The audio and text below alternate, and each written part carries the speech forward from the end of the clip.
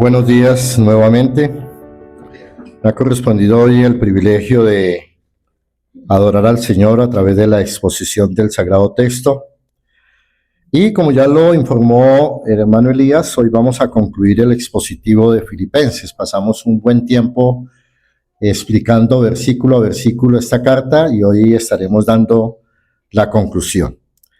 Entonces, una de las cosas interesantes que en esta última sección Pablo va a recordar en todo el discurso a los filipenses es el hecho de, hay dos cosas que Pablo ha trabajado durante todo como un hilo conductor a través de toda la carta. Uno es el gozo, lo hemos hablado de una manera que es la palabra que más se repite, pero Pablo va a concluir ahora con una parte donde es muy difícil enfocar el gozo, y es cómo el creyente debe asumir las diferentes vicisitudes y diferentes circunstancias de la vida.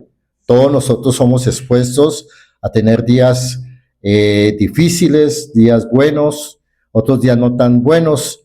Y Pablo entonces va como último consejo a hablarles acerca del regocijo en el Señor independiente de las circunstancias.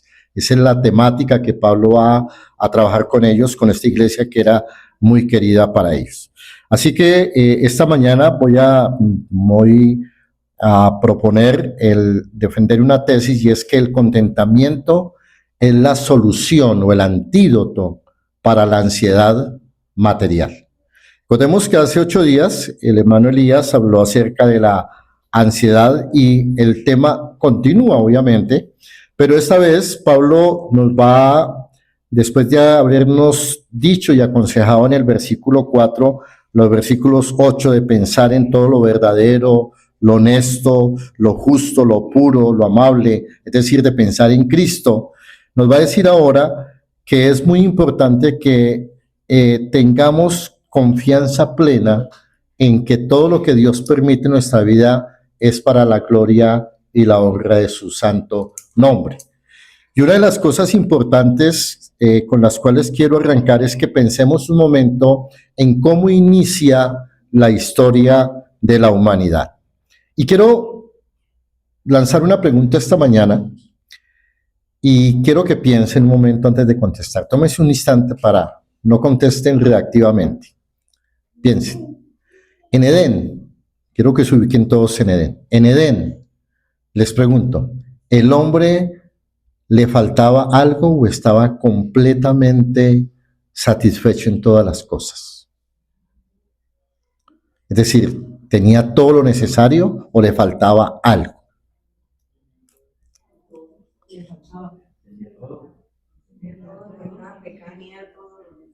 Tenía todo lo necesario. Estaba completo entonces, ¿cierto? ¿Sí? ¿Estamos todos de acuerdo o no? ¿Sí o no? No los veo muy seguros a todos.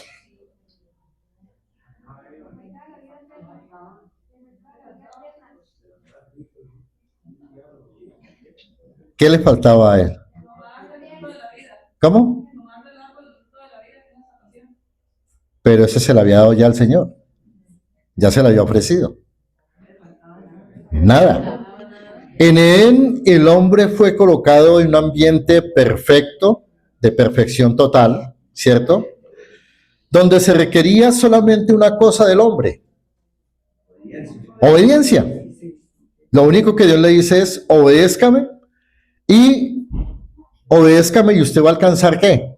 La vida eterna. Es decir, solamente necesitaba eso. No obstante, esa situación donde Dios le dice: vea, usted me obedece, yo le voy a poner solamente un mandamiento positivo, y es que dentro del jardín donde yo te voy a colocar hay 2 árboles. Está el árbol de la vida, que está accesible para usted en todo el tiempo. Usted está completo en eso, pero solamente le da el mandamiento positivo. Solamente hay otro árbol, que es el árbol del conocimiento de la ciencia del bien y del mal. Ese árbol no podrá tomarlo usted, porque el día que usted coma de su fruto, ese día ¿qué? Va a morir. Entonces el hombre tenía su fe informada. ¿Qué piensan ustedes? La fe del hombre estaba totalmente informada. conocía absolutamente todo, como lo estamos haciendo nosotros esta mañana que estamos informando nuestra fe. No obstante, Satanás entonces utilizó la estrategia de hacerle creer a la primera pareja. Miren lo interesante del asunto. Satanás utilizó la estrategia de hacerle creer a la primera pareja que necesitaban algo que Dios expresamente había reservado para el beneficio del hombre. ¿Se dan cuenta la astucia del asunto? Satanás les dice, oiga, pero es que ¿por qué Dios les restringió esto? Dios lo hizo por envidia porque es que Él no quiere que ustedes se parezcan a Él. Eso es odioso. Y esas palabras despertaron ¿qué cosa en la pareja? Especialmente en Eva. Oiga, ¿verdad, no? ¿Verdad? ¿Por qué sería esto? Y empieza Eva a elucubrar. Oiga, ¿verdad, no? ¿Por qué nos prohibiría esto? Y entonces, hermanos, no entendieron que Dios había restringido ese árbol, y ese árbol se convirtió en algo codiciable para Eva. Algo codiciable, algo que empezó a despertar en ella ansiedad, porque Satanás le dijo, ustedes serán iguales a Dios. Y empezó a generar en Eva, oiga, yo quiero ser igual a ¿quién? A Dios. ¿Eva lo necesitaba? No. Satanás hizo lo que hace Temu hoy en día. Le dice a uno, compre como millonario. Y le hace comprar a uno cosas que uno no necesita. Podría ser el primer agente de Temu. Mis hermanos queridos, el término que aparece en el capítulo 3 de Génesis es Hamad. Hamad es algo que significa deseo, codicia, amor insaciable por algo, deleite. Y ese término que aparece en el mandamiento 10 que se dice lo Hamad, no codiciarás, es lo que sintió Eva en ese momento en el Edén. Mis hermanos, ese problema que se planteó en el Edén es uno de los problemas más viscerales que tenemos hoy en día en el mundo, porque todos nosotros sufrimos de eso, de querer tener más de lo que Dios ha diseñado para nosotros. Por eso esta mañana, a la luz de este consejo de Pablo, vamos a hablar de ese contentamiento como solución o como antídoto para evitar esa ansiedad material de tener y de querer cosas que muchas veces no necesitamos y que muchas veces ni siquiera estaban dentro de nuestros planes, pero porque otro lo tiene, yo quiero tenerlo. Y ese es uno de los problemas estructurales que nos lleva a caer cotidianamente en pecados de todo tipo en nuestra vida cotidiana. En primer lugar, Pablo comienza entonces esta última situación escribiéndole a los filipenses y diciéndoles, en gran manera me gocé, otra vez la palabra bonita que hay ahí, me gocé en el Señor, de que ya al fin habéis revivido vuestro cuidado de mí, de lo cual también estabais solícitos, pero os faltaba la oportunidad. Y Pablo dice, yo no lo digo porque tenga escasez, pues he aprendido ¿a qué? A contentarme cualquiera que sea mi situación. Ahora recordemos, hermanos, que Pablo está en una condición difícil. Pablo está en una de las cárceles más terribles que tenía el Imperio Romano, que era la cárcel Mamertina, una cárcel subterránea que todavía está ahí en Roma, al lado de unas catacumbas, ¿cierto?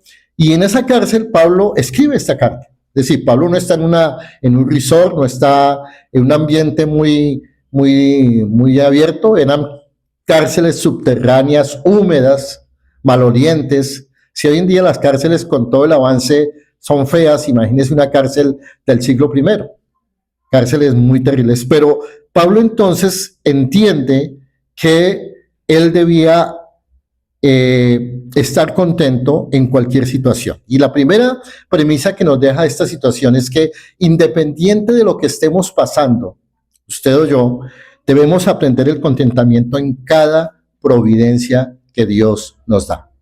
Esa es la primera premisa. Debemos aprender el contentamiento en cada providencia dada por Dios. ¿Por qué razón, hermanos? Porque tenemos que entender que todos los hechos y los eventos tienen una significación y es el decreto de Dios. Casi nunca en las iglesias hoy se enseña sobre el decreto de Dios, pero el decreto de Dios es lo que regula realmente el universo. Nada sucede sin que esté decretado por Dios. Entonces, dentro del decreto de Dios hay algo que en teología se llama la concurrencia. Voy a tratar de explicarlo brevemente acá. La concurrencia implica que Dios dirige y obra a través de las propiedades que son distintivas o particulares de todo lo que está creado para hacerlas actuar conforme a su voluntad. Es decir, que todo lo que sucede, sucede ¿por qué? Por la voluntad de Dios. A veces decimos, qué pecadito esa persona, ¿por qué le pasó eso tan buena que es? No, pero es que Dios sí es injusto. ¿Se han escuchado estas expresiones? Y a veces nosotros también decimos, oiga, Dios como que se le fue la mano aquí. Lo decimos calladamente, ¿cierto? Porque cuestionamos el decreto de Dios. Muchas veces, yo personalmente tengo que decir, yo muchas veces he cuestionado el decreto de Dios en muchas cosas. No estoy de acuerdo. Yo tengo que ser franco en eso, hermanas. Yo no sé si usted siempre está de acuerdo con el Señor y dice, sí, Señor, lo que sea. No, hay momentos en que cuando suceden contingencias difíciles, uno dice, no, Dios, aquí sí, definitivamente no estoy de acuerdo. Y sucede eso. La pérdida de un ser querido, por ejemplo. Uno no acepta la pérdida de un ser querido. No la acepta fácil. Una pérdida financiera, una pérdida de trabajo, una pérdida de lo que sea, es complicado precisamente por la misma codicia estructural que usted y yo tenemos por nuestra naturaleza pecaminosa. No es fácil eso. Entonces, mis hermanos, Dios ordena y dirige todo para hacer actuar todo de acuerdo a su voluntad. Todos los acontecimientos, escuche bien esto porque esto es muy importante doctrinalmente, todos los acontecimientos son producidos por Dios. Por favor, hermanos, yo quiero que esta congregación entienda, no le siga echando la culpa al diablo. Eso es antibíblico. Si usted se va a quejar, quéjese contra Dios. Porque es cuando usted echa la culpa al diablo, está diciendo, él lo hizo autónomamente. No. Todos los acontecimientos son producidos por Dios y obviamente por sus criaturas, ¿cierto? No obstante, las causas obran de manera distinta. La causa divina, que se va a llamar causa primaria en teología, ¿cierto? De cada suceso es invisible. Nosotros no la conocemos. No sabemos por qué Dios determinó eso. Nadie lo puede saber ni puede auscultar el por qué sucedió eso. Eso es una cosa que pertenece al fuero interno de la deidad. Por ejemplo, yo no puedo preguntarle absolutamente, Dios, ¿por qué me escogiste a mí? ¿Alguien puede hacer esa pregunta y obtener una respuesta? Es una pregunta absurda. ¿Quién puede entrar en el secreto de Dios? ¿Por qué un niño nace con un síndrome y el otro hijo de una persona que es terrible nace sanito? ¿Eso pertenece a qué? Al secreto de Dios. Nadie lo sabe. Entonces, todas las causas primarias son sucesos invisibles, pero lo creado produce acciones que concuerdan con las propiedades propias de las criaturas que se constituyen en la causa secundaria de todo lo que sucede, y estas son las que son deducibles o que son evidentes para nosotros. Entonces vamos a poner un ejemplo de cómo actúa la causa primaria y la causa secundaria. Vamos a ir a Génesis capítulo 50 para entender este aspecto teológico que es clave para determinar lo que Pablo va a decir, de por qué Pablo puede decir, yo he aprendido a contentarme cualquiera que sea mi situación. Génesis capítulo 50, versículo 20.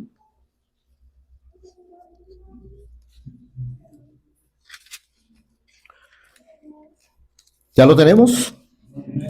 Bueno, muy bien, vamos a leerlo entonces. Génesis 50:20 dice, mire lo que José le está diciendo a sus hermanos.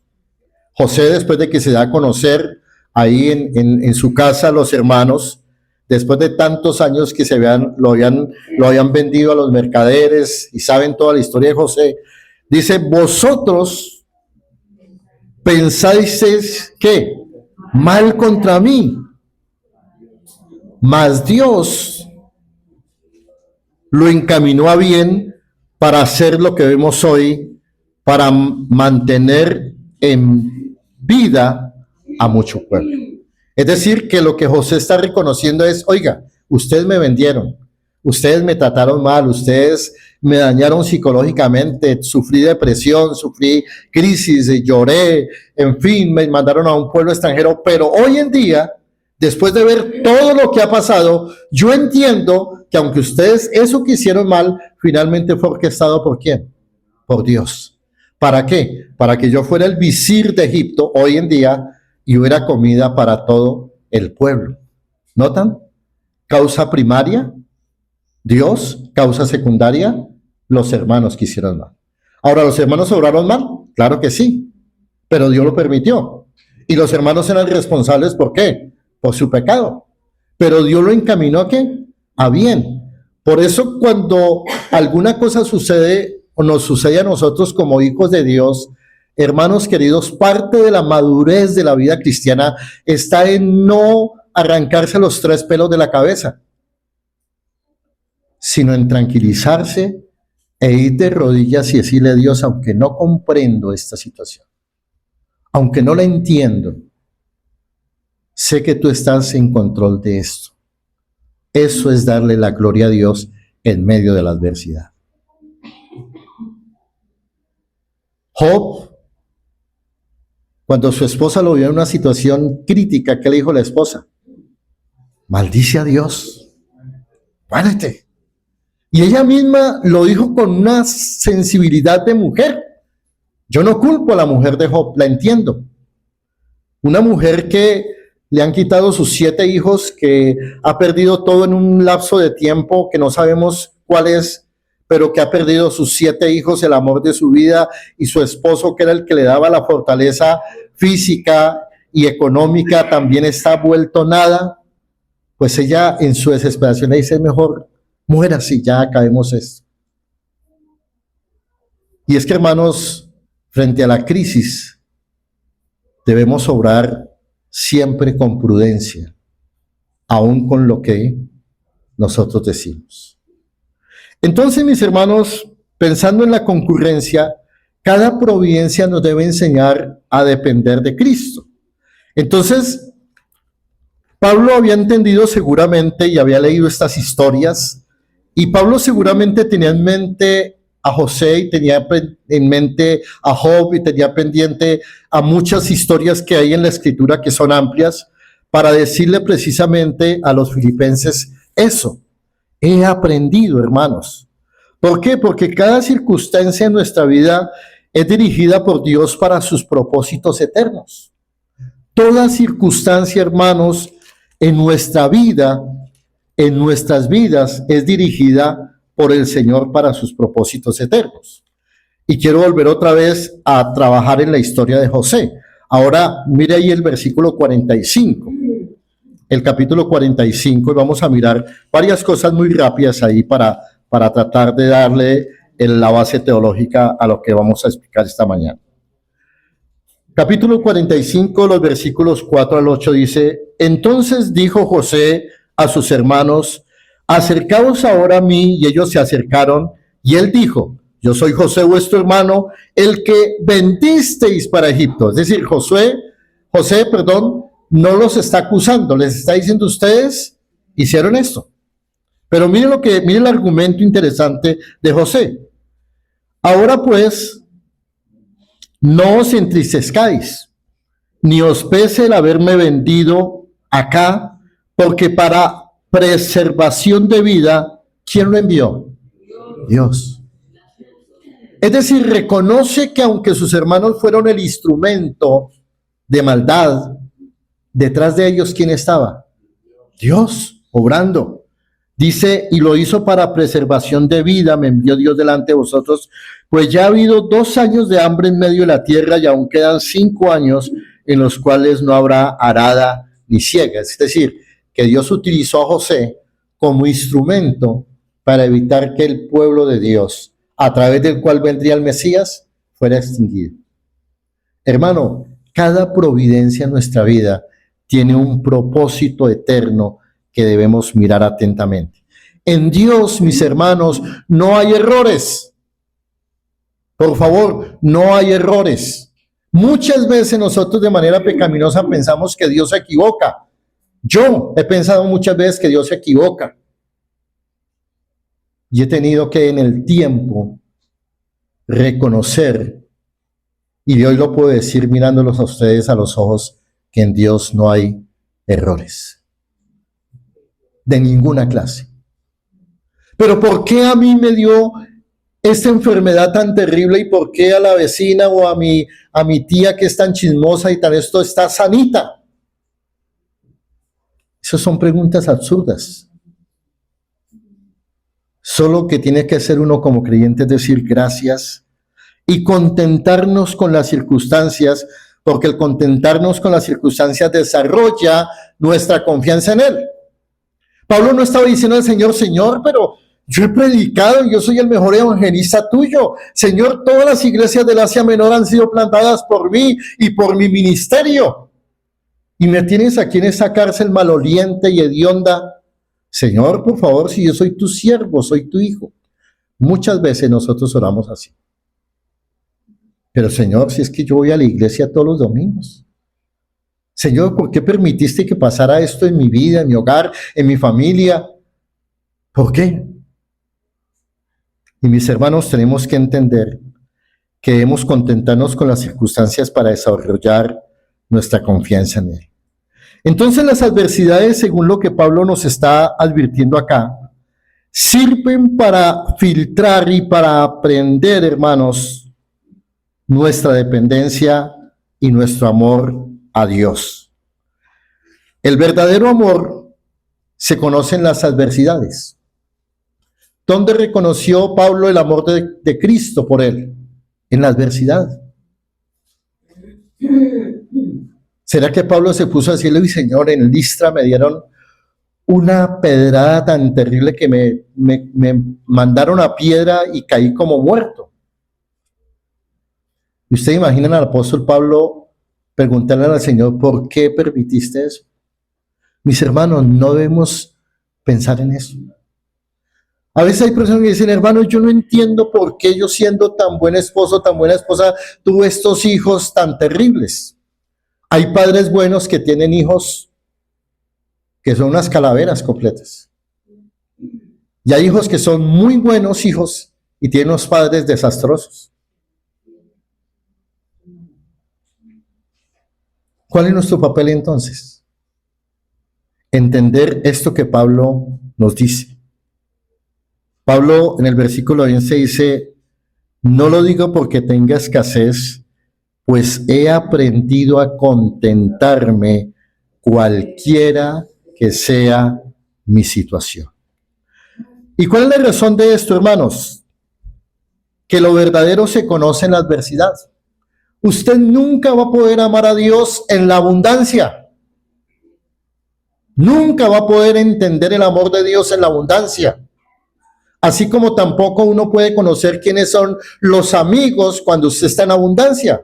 Porque en abundancia usted tiene los primos, los tíos, los vecinos, todo el mundo. Usted es el hombre que todo el mundo lo soba, le atrasa, pero caiga usted en desgracia de cualquier tipo y mire cuántas personas quedan a su lado. ¿Cuántas personas lo visitan al hospital? ¿Cuántas personas lo visitan a una cárcel? ¿Cuántas personas están con usted cuando se muere un familiar suyo? ¿Cuántas de esos que lo adulaban y lo saludaban y le hacían por un lado y por otro están con usted?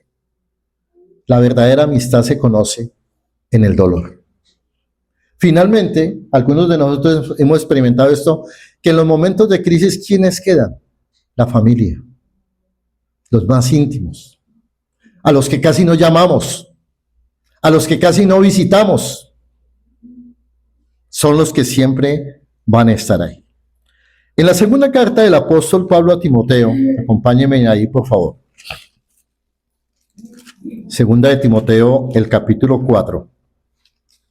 Encontramos entonces una escritura muy interesante. Pablo expresa su frustración a veces con las personas, incluso con su propio equipo misionero. Mire lo que Pablo dice. Voy a leer desde el 14. Alejandro el calderero me ha causado muchos males. El Señor le pague conforme a sus hechos. Le dice a Timoteo, Timoteo, guárdate tú también de él, de Alejandro, pues en gran manera se ha opuesto a nuestras palabras. Es decir, era un enemigo ¿de qué? Del evangelio. Estoy leyendo en 2 Timoteo 4, 15 y 16. Dice Pablo, en mi primera defensa, ¿cuántas personas tuvo a su lado Pablo? ¿Cómo así que ninguna? ¿Seguro? En mi primera defensa, sí, ninguno estuvo a mi lado, sino que todos, sus hermanos, sus amigos, sus conocidos, los hermanos a los cuales les había predicado, todos, dice, me desampararon. Mis hermanos queridos, parte de la situación del contentamiento está en saber este principio. En los momentos difíciles no espere muchas veces la ayuda aún de la misma iglesia. Tenemos que ser claros en esto. Porque uno esperaría que la iglesia fuera la primera que prestara los auxilios. Y debe ser, ¿no? La iglesia ideal debería estar pendiente. Pero muchas veces la iglesia lo que hace es mirar para otro lado. Y decirle en el hombro, hermanito, vamos a estar orando por usted, no se preocupe. Porque esas frases se ha vuelto una frase de cliché. No, hermanos, eso es deshonesto y es pecaminoso. Cuando uno se compromete a orar por alguien, tiene que hacerlo. Porque el no hacerlo le es pecado. Entonces, cada situación nos ayuda a enfocarnos en el único que puede brindarnos ayuda verdadera y eficaz. Por eso cada providencia nos debe enseñar a depender más y más de Cristo y menos de la familia, de los amigos, aún del esposo o de la esposa. Porque eso se da también, que hay demasiada dependencia a veces en el esposo o en la esposa. No, hermanos, el consejo esta mañana es, dependa con exclusividad ¿de quién? De Cristo. Cada situación debe ayudarnos a enfocarnos en el único que nos puede brindar ayuda verdadera y eficaz. Obviamente la iglesia debe cumplir esa función con determinación. Y por eso, hermano, nosotros debemos apuntar a que como iglesia seamos solidarios. Por favor, algo que hemos tratado con sencillez desde el inicio es ser solidario con cada necesidad de los hermanos. No tenemos muchos recursos, pero lo que tenemos es para eso, es para suplir necesidades, para estar pendiente del hermano, para entender que como familia estamos aquí ¿para qué? Para ayudarnos. Que no, hermano, no esa plata, como pasa en muchas iglesias, esa plata es intocable, hermano, eso no, que eso es para comprar, para echar el segundo piso, no. Y si hay una familia en necesidad de la iglesia, y si hay gente para alimentar, gente que no tiene trabajo, entonces primero el segundo piso. No, hermano, el Señor no viene por ladrillos. El Señor trabaja en vidas que tienen necesidades. Entonces, esa situación, hermano, Pablo la coloca en una perspectiva muy interesante y es que las condiciones que vivimos nos ayudan a aprender. Note que el contentamiento se aprende. El contentamiento no es que va a un pastor y le pone las manos encima y recibe contentamiento, como hacen muchas iglesias, no. El contentamiento se aprende a través de ¿qué? Del sufrimiento. Eso nos lleva a un segundo apartado y es que cada providencia nos enseña el cuidado permanente de Cristo.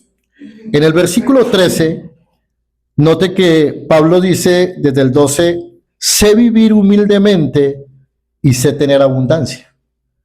Qué cosa terrible, hermanos, cuando uno ha vivido siempre bien y le toca pasar un trechito ese destapado en la vida de una crisis en cualquier situación. Por eso hay gente que no vuelve a la iglesia, porque le fue mal, porque no entienden, pero ¿por qué si Dios es bueno, por qué me pasó esto? No, es que Dios es bueno en todo el tiempo y Dios permite cada circunstancia, ¿para qué? Para que maduremos, ¿sí? ¿Cómo ayuda uno a los hijos? Una de las cosas que nosotros cometimos errores, nosotros fuimos muy pechichones con el menor, por ejemplo. Muy pechiches con el niño, consentido y todo ese cuento. Y le ha tocado estrellarse en la vida. ¿Por qué? Porque nosotros quisimos protegerlo y sobreprotegerlo. Padres y madres que están aquí, por favor, se lo dice un papá que es abuelo ya. Nunca sobreproteja a sus hijos. Si usted quiere crear delincuentes en potencia, protéjalos y sobreprotéjalos. Esa sobreprotección el día de mañana nos va a costar lágrimas, pero lágrimas y lágrimas y lágrimas. ¿Por qué? Porque no dejamos que la vida, que las circunstancias, Él las enfrentara. Y eso es un problema muy terrible, hermanos. Por eso, una de las cosas es que nosotros debemos entender que cada providencia nos ayuda a entender el cuidado permanente de Cristo. Pablo había aprendido a vivir humildemente y nosotros debemos enseñar a nuestros hijos a vivir humildemente, a disfrutar de la abundancia cuando lo hay, pero también enseñarle que todo tiene un costo. Pablo había entendido eso. Y mis hermanos, Pablo dice algo interesante al final del versículo 12. Por todo estoy enseñado. ¿Estamos haciendo esa tarea pedagógica con nosotros, con nuestros hijos? ¿O les estamos dando todo para que ellos no muevan un dedito? Y ese es el problema, serio. Que los estamos creando como minusválidos para la vida. Yo, por ejemplo, yo cometí ese error con mi esposa, yo la sobreprotegí mucho. De verdad, y la pongo como ejemplo. ¿Y qué pasó? Que ella no sabía a veces, digamos, del tema de las cuentas. Y ya hoy en día despegó y bien, ya ni me toma en cuenta para nada. Ya, bien, y eso está bien. Pero ese es el error que uno hace, que protege tanto uno a un ser querido que lo vuelve, ¿qué? Dependiente. El día que le falte, entonces, no sabe qué cosa. No, debemos entrenarnos mutuamente y entrenar también a nuestros hijos. ¿En qué tenemos que entrenarlos? Por ejemplo, muchas veces pensamos que entrenar, las mujeres a veces piensan, no, es que en las iglesias bautistas la mujer es un cero a la izquierda. Eso es lo que uno siempre escucha, ¿no? No. Hermano, nosotros necesitamos en esta congregación maestras del bien. Todas esas hermanas que ya han pasado sus años, que se han quemado las manos, ¿qué tienen que hacer con las jovencitas? Por ejemplo, voy a poner como ejemplo aquí a Mariani. ¿Qué necesitaría Mariani de entrenamiento para la vida? Aprender a cocinar, a planchar muy bien una camisa, un pantalón, que no le quede con 4 quiebres, que parezca un riel de avenidas, no eso. Cosas sencillas como esa. ¿Maestras de qué? Del bien. Entonces nuestras niñas no necesitan teología, la teología se le da aquí en la iglesia, pero sí necesitan ser, ¿qué? Formadas para la vida. Para que el día de mañana, si el esposo le sale retorcido, le sale como medio guadepanela, ellas sepan defenderse en la vida, ¿sí? Es terrible que hoy en día la mayoría, hay encuestas muy serias que dicen que la mayoría de niñas entre los 15 y los 25 años no saben cocinar, no saben planchar, no saben barrer, no saben pegar un botón. Entonces se les desprende un botón y ¿qué hacen? Botan la blusa a la basura. Mis hermanos, por eso Pablo dice, sé vivir, ¿qué? Humildemente, y sé tener abundancia. En todo y por todo estoy enseñando. Entonces, nosotros como iglesia tenemos que procurarnos porque el conocimiento no sea solamente teológico, sino tenemos que aterrizar esto a la vida cotidiana. en lo financiero, en lo especial, en todos los aspectos de la vida, porque como decía el hermano Elías en la clase de escuela bíblica, es que no tenemos una vida secular y una vida espiritual, es una sola vida. Yo puedo ser muy bueno aquí, pero si en mis finanzas soy un desastre, yo necesito aplicar los principios bíblicos ¿a qué?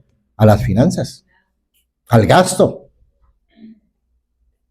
a entender que lo que Dios me da es para precisamente tener la facilidad de las cosas. Entonces, mis hermanos, llegamos a un versículo súper clave, que es el versículo 13. Leámoslo, por favor, versículo 13. El versículo 13. Es un versículo que es fácil de aprender. Todo lo puedo en Cristo que me fortalece. El término comienza en el griego diciendo panta. Panta significa todas, y los traductores de la Biblia lo hicieron bien. Panta es el plural, el adjetivo plural de todos, de todas. Entonces dice panta ishuo en dinimunti, que es, de ahí viene la palabra dinamis, dinámico, y el versículo prácticamente en el griego se tendría que traducir de esta manera: en todas las cosas estoy teniendo fuerza en el que me da las fuerzas para hacerlo. Parece un trabalengua, ¿no? En todas las cosas estoy teniendo, ¿qué? Fuerza, en dinamis, ¿sí? En el que me da, ¿qué? La fuerza. Entonces, mis hermanos, Pablo había aprendido a ver el poder de Dios en cada circunstancia, en cada dificultad, en cada momento, y sabía Pablo que el Señor Jesucristo estaba con él en todo momento. ¿Por qué razón? Porque Pablo, para decir esa frase, había entendido que las circunstancias, escúcheme bien, hermano, las circunstancias no determinan nuestro momento ni nuestro contentamiento. Yo no puedo estar contento solamente en las cosas buenas. Tengo que estar con contentamiento también en las cosas difíciles, en las cosas adversas. Entonces, ¿por qué razón las circunstancias nunca pueden determinar nuestro contentamiento? Porque lo que importa es lo que usted y yo somos en Cristo.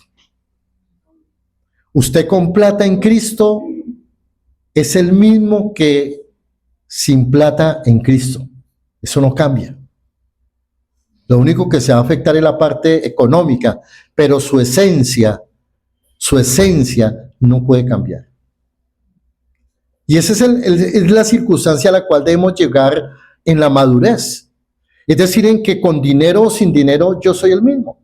Vivimos en un mundo donde a mí se me acercan si yo tengo plata, pero cuando no tengo plata, porque la gente no está mirando hoy la esencia de la persona. Y eso lo vemos en la iglesia. Desgraciadamente muchos pastores atienden con mayor presteza al que tiene platica, al que se viste bien, al que huele rico. Pero la viejita que llega oliendo a chichi al culto como que, sí, hermanita, y sí, una especie, y cuenta los dedos para ver si le falta alguno, ¿sí? No, hermanos. Ese es un problema que tiene que ojalá en nuestra iglesia nunca vaya a suceder eso. Entonces las circunstancias nunca determinan nuestro contentamiento, que radica en lo que somos en Cristo, en lo que tenemos en Cristo. Y les pregunto, hermanos, ¿hay algo más valioso que Cristo en sus vidas? ¿Habrá algo más valioso que Cristo en nuestras vidas? Sin embargo, aunque decimos no, en la práctica, en la praxis, muchas cosas son más importantes que Cristo. Y esa dicotomía de concepto tiene que cambiar en nosotros. Entonces, en este tiempo hay que hablar mucho de coherencia. Y precisamente una de las cosas que Pablo advierte en el versículo 13 es que él lo podía todo en Cristo, porque su fortaleza no dependía de lo externo, de lo circunstancial, de lo que tenía o no tenía, sino de lo que él era en Cristo. Y hermano, algo que quiero recordarle esta mañana es que usted y yo estamos completos en Cristo. Si a usted le falta algo en Cristo, si usted piensa, oiga, a mí me falta tal cosa, es porque usted no ha comprendido la esencia del Evangelio. pero en Cristo usted y yo estamos, ¿qué? Completos. Pero es que a mí me falta la casa, a mí me falta el título, a mí me falta eso, sí, pero en lo trascendente, en lo que es realmente valioso, a usted no le falta absolutamente nada. Eso nos lleva entonces a un principio que Pablo había, para esta época ya tenía muy claro, y es que Pablo había dejado de luchar en sus fuerzas. Y Pablo entonces ahora, como cada creyente que entiende este principio, se refugiaba en el poder de Cristo. Pablo estaba en la cárcel, pero noten que Pablo nunca está deprimido en la cárcel. Pablo no está reclamándole a Dios cosas. Pablo está haciendo la tarea evangelística de una manera gozosa y les dice antes a los que estaban afuera, gócense. A mí estas cadenas y esta celdita de 2x2 no me afecta. Yo soy libre en Cristo. Yo soy ganador en Cristo. Pero mire que muchas veces a nosotros las circunstancias sí nos golpean y nos mandan al piso. ¿Cuántas veces hemos escuchado hermanos que dicen, no, hermano, es que amanecí en desánimo, tenaz, hermano. No, hermano, es que yo no, todo me está saliendo mal. Yo parezco como el cangrejo, voy de para atrás, sí. Y uno escucha muchas cosas. Y bueno, hermano, ¿y por qué no fue a la iglesia? No, por lo mismo, hermano. Porque ¿a qué iba yo a poner cara a ser hipócrita ya?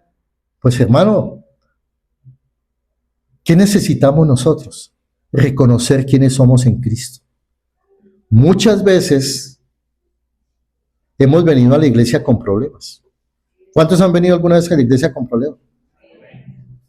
Muchas veces, donde uno realmente no quiere y que ver al hermano y mostrarle los 4 dientes al hermano, pero uno lo hace porque uno va descubriendo que lo esencial no son las circunstancias. Si usted deja de venir a culto por las circunstancias, entonces usted necesita conocer el Evangelio de Cristo. Si usted de pronto dice, no, yo prefiero esto porque finalmente lo del culto es secundario, entonces usted no ha entendido el Evangelio. Y no lo digo solamente por el del Señor, es por toda la vida. Cuando usted deja que las cosas lo golpeen como una aplanadora, y usted dice, sí, bueno, ya me pasó por encima de la aplanadora, bueno, yo no vuelvo a la iglesia, voy a esperar a ver si mi actitud cambia, ¿no, hermanos? Es que precisamente cuando pasa la aplanadora es cuando uno necesita más de Cristo. Y ese es un principio. Imagínense a Pablo deprimido en la cárcel. ¿Hubiera podido escribir alguna epístola? No. ¿Hubiera podido ganar algún soldado para Cristo? No. ¿Hubiera podido darle ánimo a otras iglesias? No. Y usted mira, si usted analiza las cartas de las prisiones, son las cartas más efusivas de Pablo. Es muy interesante eso. Es decir, que Pablo escribía mejor en la adversidad. Entonces, mis hermanos, eso nos debe ayudar a dejar de luchar en nuestras fuerzas y refugiarnos en el eterno poder de Cristo para evitar la frustración.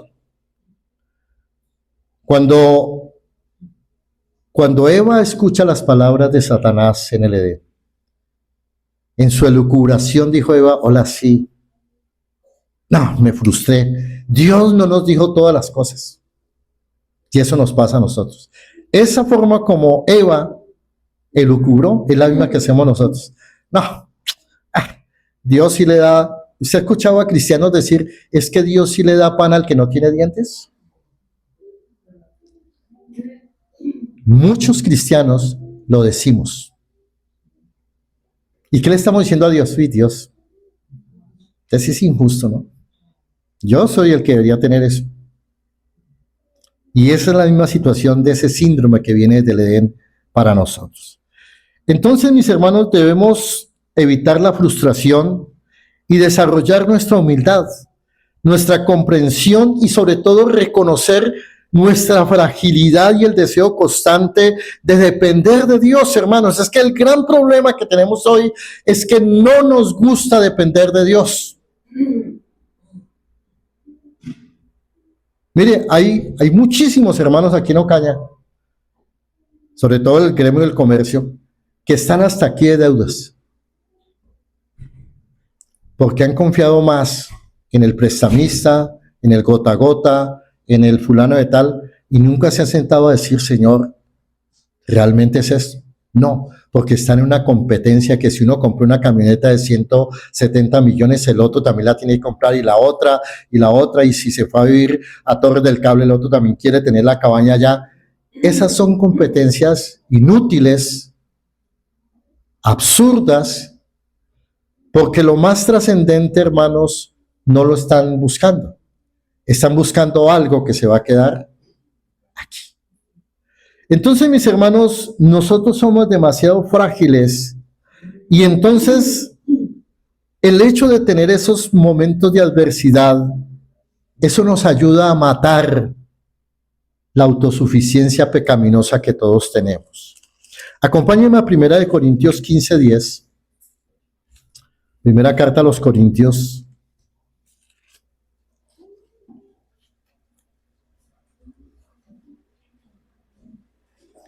Y Pablo entonces, en la medida que iba creciendo en la comprensión del Evangelio, Pablo termina escribiendo cosas como esta.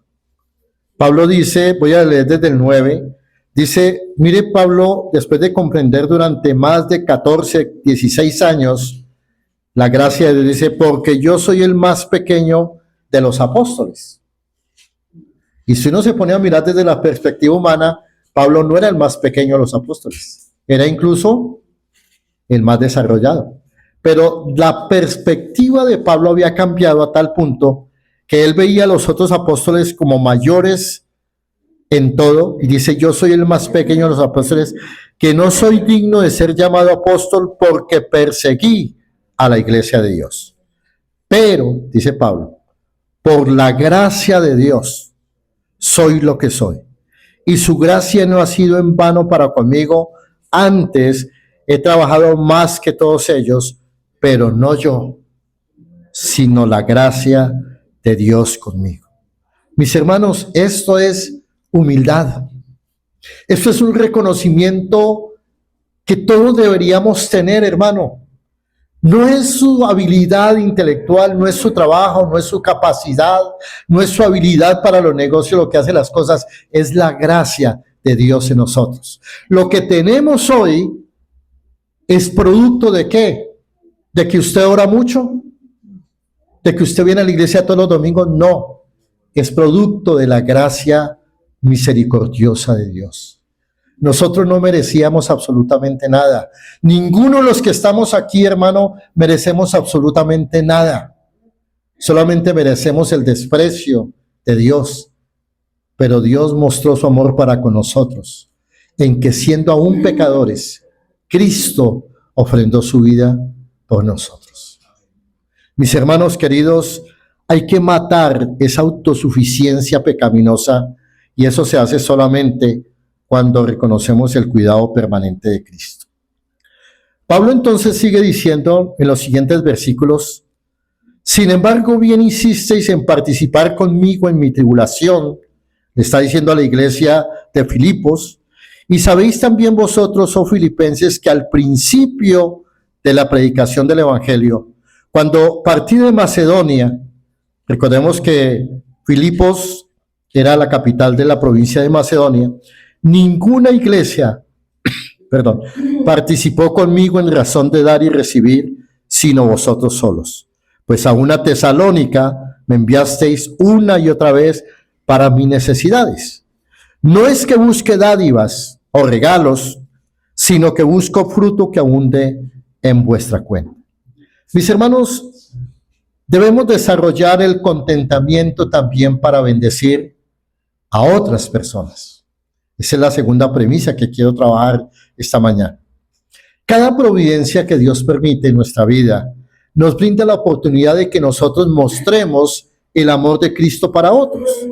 La iglesia de Filipos no era la iglesia más próspera. De hecho, era una de las iglesias más pobres de todo el Imperio Romano, pero era una iglesia dadivosa, una iglesia que había aprendido a estar agradecida cuando Pablo llevó el Evangelio y le habló a la vendedora de púrpura, luego al carcelero de Filipos, y ahí ese núcleo, esas dos familias fueron la esencia de la iglesia de Filipos.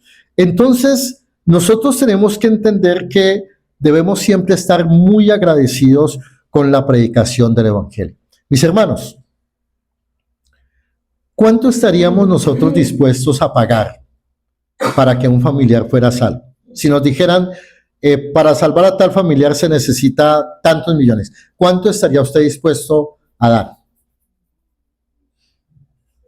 Yo creo que lo que fuera, ¿cierto? Lo que estuviera a mi alcance, estuviera por la salvación. Porque es que la salvación es un regalo supremamente grande. Obviamente sabemos que no funciona así. Es por elección, es por llamamiento. Pero algo que sí es interesante es que toda nuestra vida de piedad y el contentamiento nos deben llevar a invertir en lo que es trascendente. Y voy a dedicar unos minutos para hablar de este tema. Uno de los grandes problemas de la codicia material es que nosotros ingenuamente creemos dos cosas. Por un lado, teóricamente decimos, pues todo se queda acá, ¿cierto? ¿Estamos todos de acuerdo que todo se queda acá? Eso lo sabemos porque hemos visto, porque usted hasta ahora no ha visto un entierro con trasteo ni nada de esas cosas. Sin embargo, que hago la pausa, aquí entre nos, todos quisiéramos llevarnos lo que tenemos para la otra vida. ¿O seré que soy yo solamente? Bueno, si yo solamente, hermano, me perdonan, pero yo soy así. Por eso es que uno cuida su carrito, su casita, y uno vive aferrado a eso, quiérase o no se quiera. ¿Sí? ¿Cuántos esposos le dicen a la mujer, oiga, pero no barra tanto que ese piso ya no hecho parece una calle celestial? ¿Sí? Que hay mujeres que son adictas a la escoba. ¿Sí? ¿Por qué? Porque reflejan el corazón de ella, ¿dónde está? En el superaseo. Hay personas así. ¿Sí? Entonces, eso demuestra, hermanos, que nosotros sí estamos muy aferrados a las cosas materiales. O si no, pregunte por qué las vendedoras de crema ganan tanto. Porque es que las mujeres invierten millones de pesos en cremas para las arrugas, para evitar las arrugas, para las canas, para todas esas cosas, ¿cierto? Y mire cuántos millones de pesos se gasta o millones de dólares se gasta la humanidad entera para no morir. Tratamientos súper costosísimos para no morir. Mis hermanos, evaluemos. Esto es de reflexión. Si a uno le dijeran tiene cáncer y le quedan 2 meses de vida, mucha gente cristiana, aún sabiendo que la muerte es ganancia, gastaría todo lo que tiene para no morirse. ¿O no es así? Es así. La muerte es antinatural, es obvio. Pero gastaríamos lo que no tenemos para no morirnos. ¿Por qué? Porque hay un pobre entendimiento de lo que significa estar con Cristo. ¿Por qué? Porque nuestra naturaleza pecaminosa nos hace inclinarnos hacia lo tangible, hacia lo que tenemos ahora. Entonces, esa codicia estructural que tenemos nos debe ayudar a entender, hermano, que necesitamos replantear el contentamiento en nuestra vida. En cada actividad, la piedad y el contentamiento nos van a guardar siempre, hermanos, de la codicia y de la insensibilidad hacia otros también. Vamos a mirar un texto en 1 Timoteo 6, 6 al 10. Es un texto muy conocido, seguramente usted lo ha escuchado predicar infinidad de veces, pero yo quiero mostrarle hoy un aspecto muy sencillo de ese texto de cara al tema que estamos estudiando en esta mañana. 1 Timoteo 6, 6 al 10. Dice la Escritura: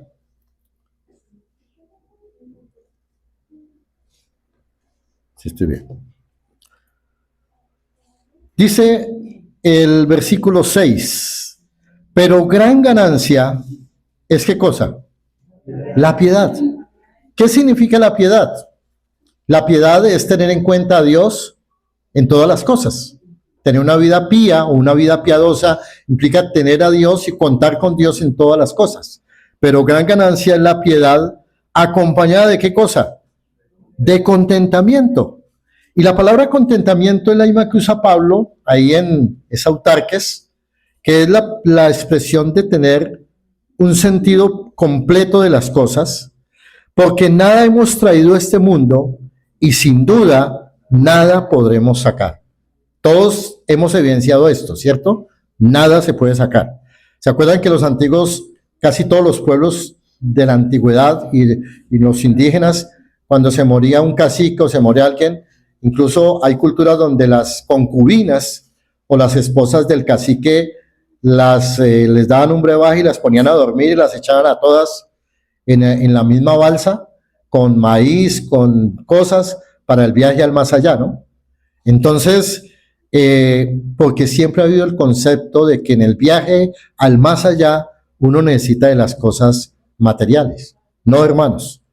Lo único que nosotros necesitamos es entender que el contentamiento y la piedad son claves. Dice, así que teniendo qué cosas, sustento y abrigo, estemos contentos con esto. Ahora, la pregunta es, ¿por qué no estamos contentos con el sustento y el abrigo? ¿Cuál es la razón? Es nuestra naturaleza pecaminosa.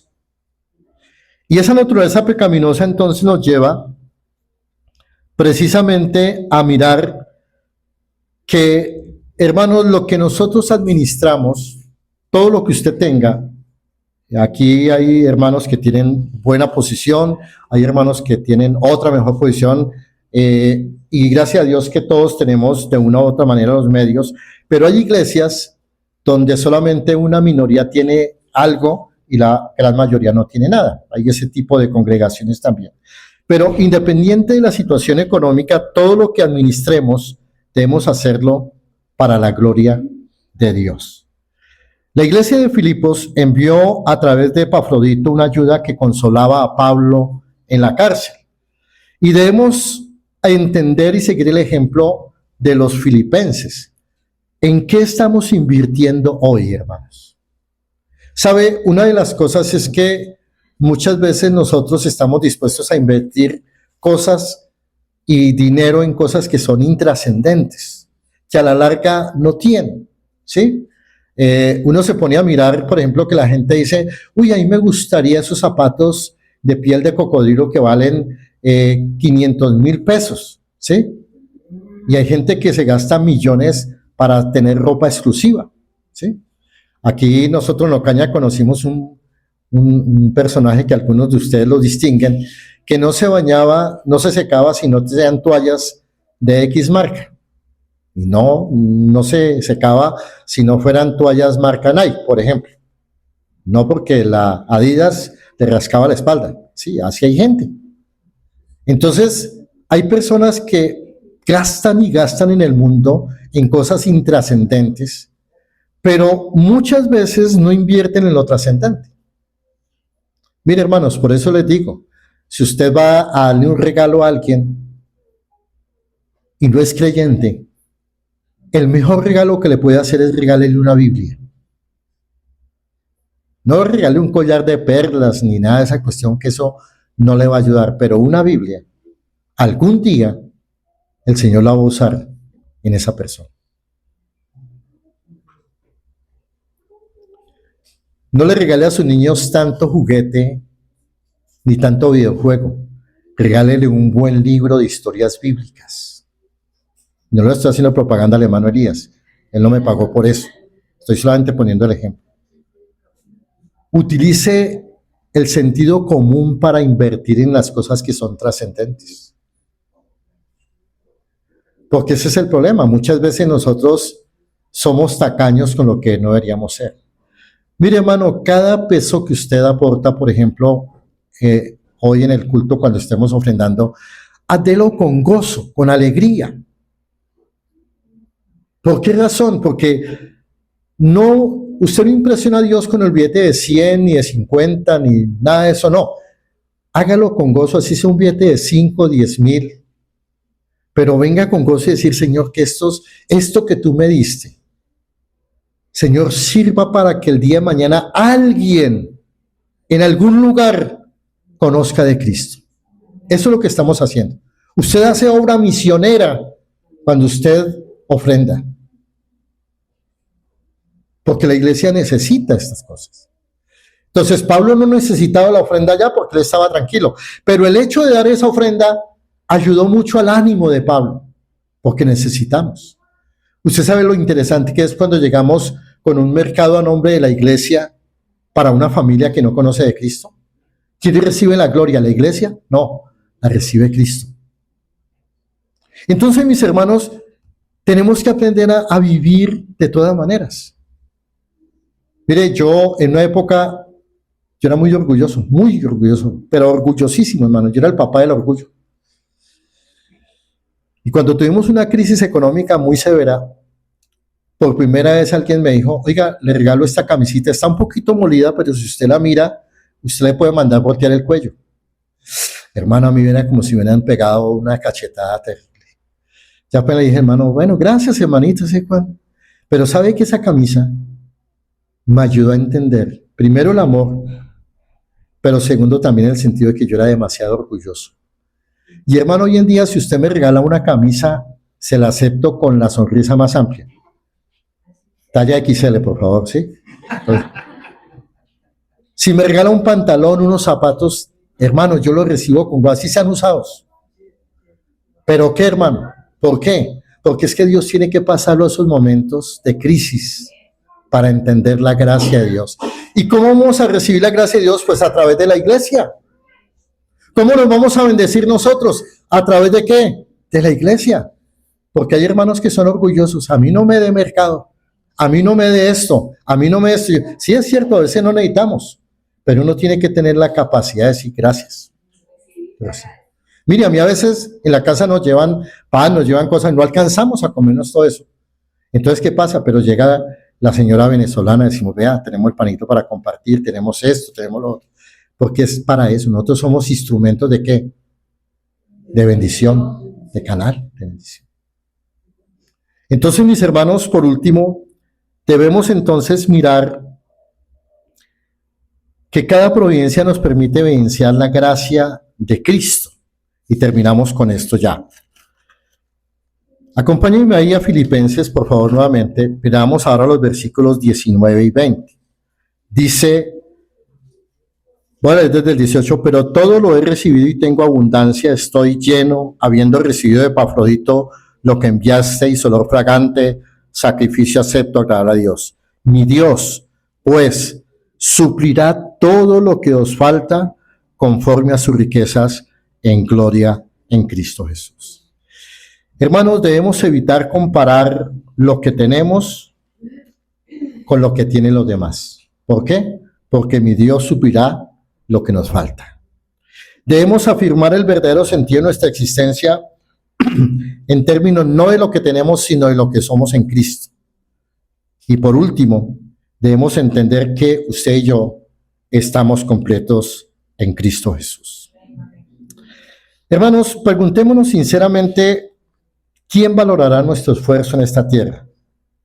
¿Dónde estarán nuestras posesiones más preciadas? Las personas en las cuales hemos confiado y amado por encima del Señor. Muchas veces amamos más al padre, a la madre, al tío, a la tía, al jefe, por encima del Señor.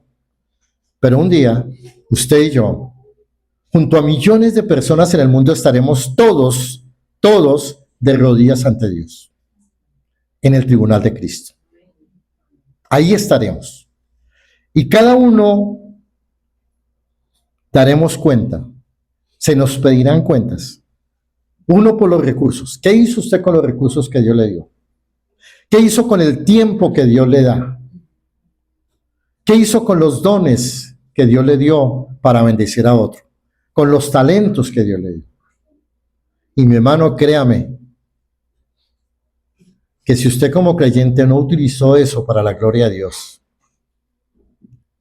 no va a perder su salvación, pero va a perder los privilegios y galardones que Dios tiene. Porque Dios es justo para darnos más allá de lo que nosotros creemos o entendemos. Así que, hermano, procure con diligencia, hermano, dejar tanto la ansiedad material y utilizar más el contentamiento de lo que Dios en su gracia le ha brindado, que es muchísimo. Ya estamos completos en Cristo.